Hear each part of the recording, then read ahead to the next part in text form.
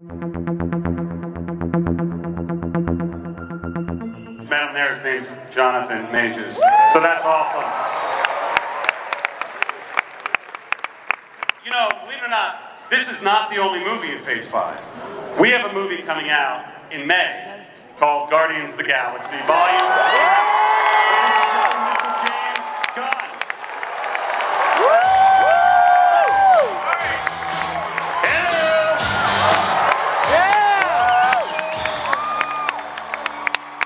What's up, Kevin? Hey, Ash. Hi, everybody. How are you doing, my friends? Hey guys, you want to hear something weird? I was going through I was trying to figure out when I started working on Guardians of the Galaxy. I didn't tell you this backstage because I was saving it for this very real Guardians 1 right now. Guardians. Okay. Exactly 10 years ago this week, I flew to Wilmington, North Carolina to pitch Guardians of the Galaxy. Where we were shooting Iron Man 3. Where you were shooting Iron Man 3. Exactly 10 years ago this week, I went and I pitched the movie to Kevin and Lou, and then had a very uncomfortable... I'd say it's been a good 10 years, James. What? Good 10 years. And back then, you know, it was the beginning of this journey. I fell in love with these characters. They aren't really superheroes. They're sort of outer space adventures, but really they're just a bunch of oddballs and outcasts and weirdos like a lot of us.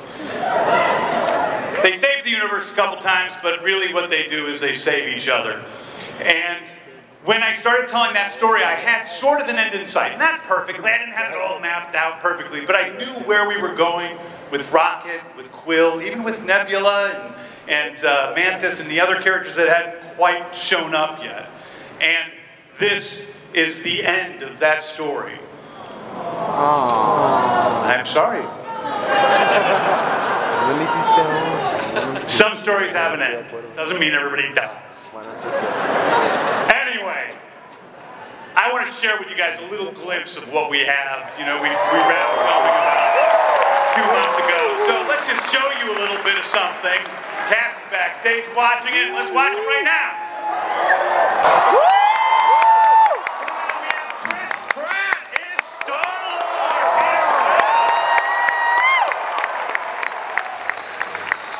And we have Karen Gillan is Nebula.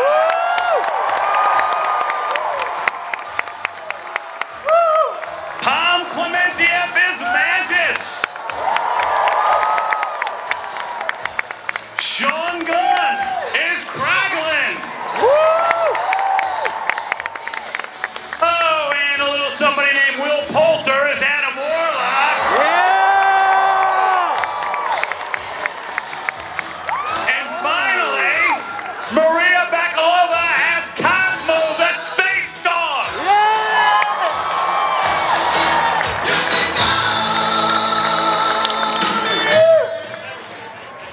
Did I leave anybody backstage? Okay. James, you mentioned this at the start, that this is the third and potentially final Guardians film, as we know them. How did that guide your process going in? Well, I think it's really been about telling one story between the 3 films with, you know, a couple of, you know, sideways adventures into some of the other universes. But I think it really is about the one story. This is about the final, you know, arc that we began at the very beginning of Guardians of the Galaxy with Peter Quill, with Rocket, seeing where Nebula goes from where she started out, which I think is a lot of surprise, and even, you know, Kraglin, who started out as, saying 1 or 2 lines in the first movie, and now is a main Guardian of the Galaxy. So this is the full story where I always intended to go. When I started, I don't mean to talk too much, but when I first talked about doing Guardians of the Galaxy and they talked to me about it, I was like, I don't know, it sounds a little goofy. I mean, I had known them, but I thought it was going to end up looking like Bugs Bunny joins the Avengers. And as I was driving home from that meeting, it suddenly hit me, well, okay, if there is a talking raccoon, how is he real? Where does he come from? What makes him real? And I realized he was the saddest creature in the universe, and that's what this story is about, to a great extent. I'm not ready for that. Chris Pratt, Star-Lord is back. Is this on? Hello, everybody.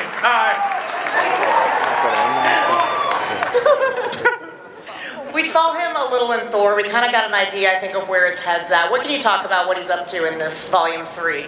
Well, I think you were able to see from this trailer, which was that's the first time we've seen that footage cut together, and we're all kind of having a moment to ourselves back there. It's very beautiful. It's very moving. And we love you, buddy. And we're so grateful to do this with you. All 3 movies with you. Thank you. Thank you, Kevin, for believing in our friend James changed all of our lives. You find Peter Quill, and he's obviously reeling from the events of Endgame and from having lost Gamora. This is the love of his life, and she does not know who he is. And so the pain of that is a big part of his journey. And I'm trying to figure out what I can and can't say, of course, but I guess it's safe to say it opens up a vulnerability to the Guardians of the Galaxy, to danger. And so he spends the movie trying to make up for the mistake of being kind of checked out, buried under this, enormous amount of pain. Karen, we initially knew Nebula kind of as the blue meanie she's been described as, but her evolution has been so interesting. What do you feel like that's allowed for you to do this time around? I'm trying not to cry after watching that trailer. That was so beautiful and amazing. Anyway, I think maybe we're going to see a little bit of levity from Nebula this time around. Like maybe she's going to be a little funnier. Can I say that? Well, hopefully you find that funny.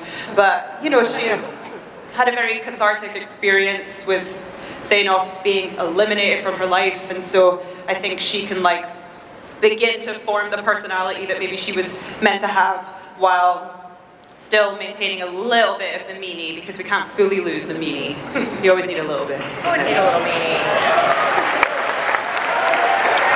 Oh, thank you. Pop, kind of the opposite. Mantis must be protected at all costs. She's so sweet. I love her. What is her journey in this film? Yeah, same. I was almost crying backstage. I was so moved to see the images. And James, I love you so much. You know it. But guys, I love you so much. I'm so happy to be, to be here. And it's very, I don't know, what a journey. It's just, so about Mantis, I guess I have to talk about Mantis, right? Okay. So she's still quirky and weird, and but at the same time she gains more confidence. And she's pissed off sometimes, and she shows different colors that you haven't seen. She's unapologetic, and she shows some fighting skills, maybe? Yeah? Anyway, yeah.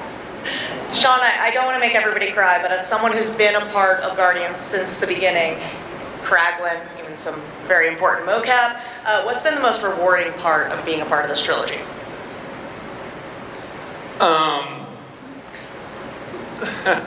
Well, the truth is that the most rewarding part of it has been working with my brother. Good luck. And that is the honest God truth. But it expands, over the course of 3 movies, and it's come to a point where it's not just about the joy of working with him, it's about the joy of working with these other people, who are up here with us, and you see them, we're legitimately choked up backstage, watching what we did, watching what we do, and it's because, we fucking care. I'm sorry, but we do, and we care,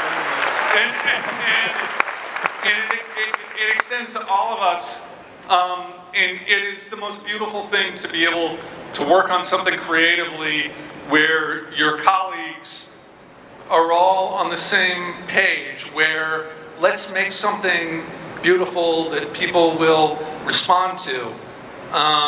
I can't ever ask for anything more in my career, and it's just been absolutely wonderful, and I love all of you guys, sincerely.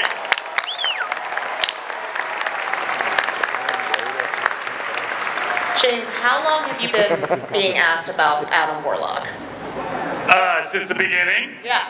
And he was almost in volume 2, and I'm glad he wasn't because I think Will was only 11. So, so I'm glad now that we finally got the chance to introduce the true, real, only person that could be Adam Warlock, which is Will.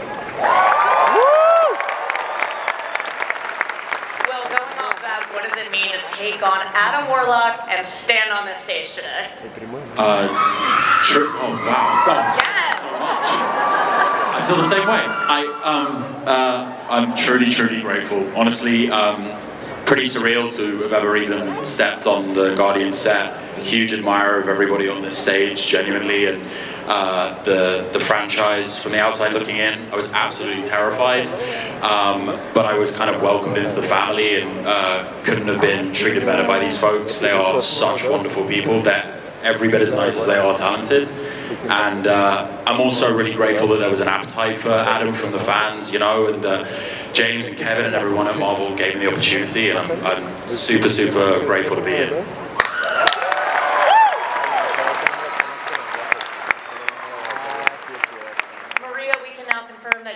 Cosmo, sure to be fans' favorite space dog. How does it feel to take on that role in the MCU? Whew, exciting, scary, a little bit. I'm shaking and nervous, and I could have been more flattered to enter the MCU with Guardians of the Galaxy because I really met a family out there, and we really had a great time, and I felt, I don't know, like I'm doing something meaningful. Because it's beautiful and it's heartwarming, and I don't know, I just loved it, and I hope you love Cosmo because she's gonna bring lots of laughs and love and a bit of a strength, I think. I hope. Yeah. We love Maria's the best. She not only was she Cosmo and played Cosmo on set the whole time, she also hung out with me during the entire shoot, next to the camera, hanging out, just watching the whole thing. And it was just, oh, wait a second.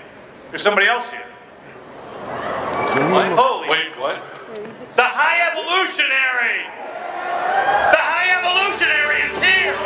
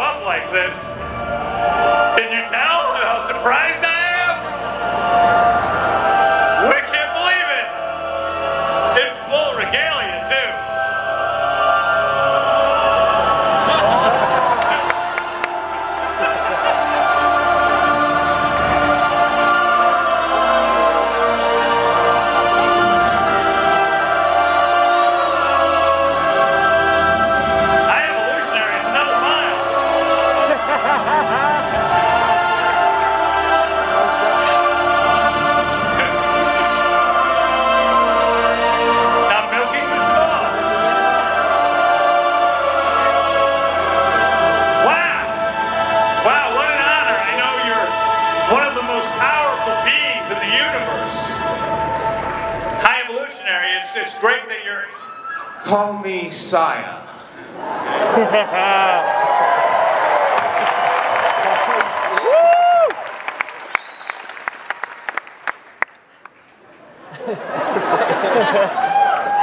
I'm pleased to be here.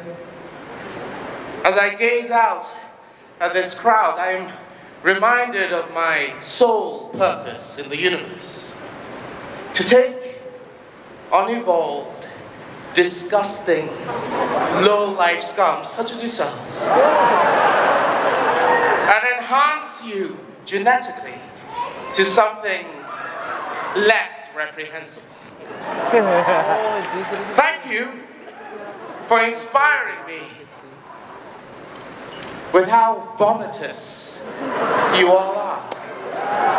The bile in the back of my throat as I look at you is all the motivation I need to move forward and create the perfect species.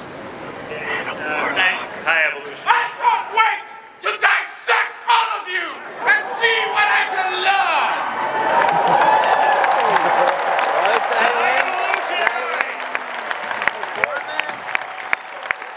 Wow, me! Really me! That's a me. Sorry about that, guys. Rude. Rude. He was not very nice. That's Jebudi Owuji, who you may know from Peacemaker, actually. James, before we bid you all adieu, any parting words for Hull H? Guys, I haven't been here for 6 years. I've had a lot of crazy stuff happen between that 6 years and now. And you guys have been so supportive and lovely to me online, seeing the movies. Woo! Like, for real. And I know there's some of you in here because you guys tweeted at me today. I love you sincerely. I can't wait to share this movie with you. I think it's just been an incredible act of all of our hearts, and we put everything into it. And I can't wait for you guys to see it, and I love you all. Thank you.